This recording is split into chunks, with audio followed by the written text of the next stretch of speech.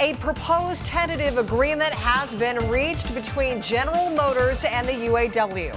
This breaking news coming on the 31st day of the strike. 7 Action News was the first to break this story with a push alert to your phone.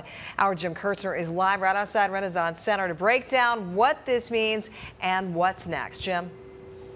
Yeah, we can tell you that the signs of this coming started yesterday morning when the talks here at the RenCen, the GM World Headquarters, included GM CEO Mary Barra and GM President Mark Royce entering the talks yesterday morning. We were told that was a productive session with questions and answers. And for the workers out on the picket line, this is good news. I've been getting texts from several of them.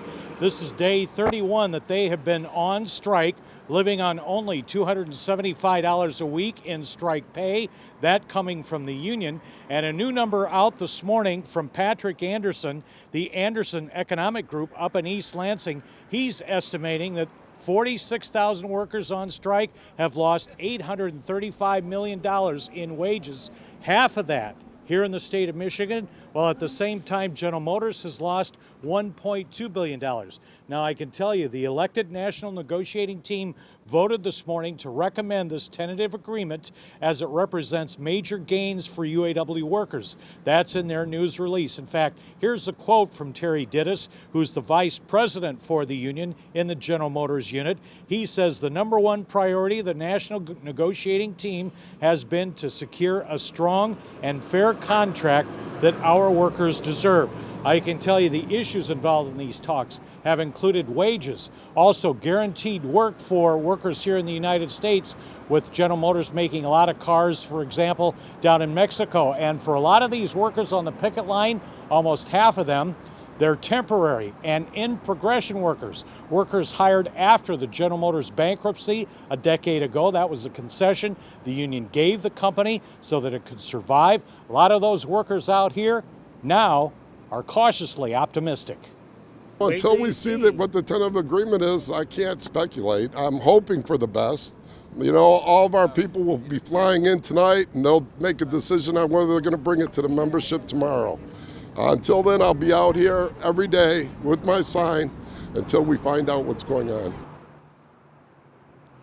Now, we are expecting a statement of some kind from General Motors. We haven't gotten that yet as we're just coming on the air with this breaking news. But again, if you're just joining us, a tentative agreement is being announced in the 31-day strike against General Motors by the United Auto Workers Union.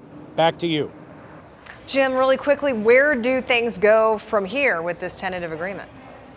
There are several steps. There will be a meeting here tomorrow morning at 10 o'clock at the RenCen with what's called the UAW Council. That's all the local union presidents and shop committee men from UAW locals dealing with GM operations from 10 states.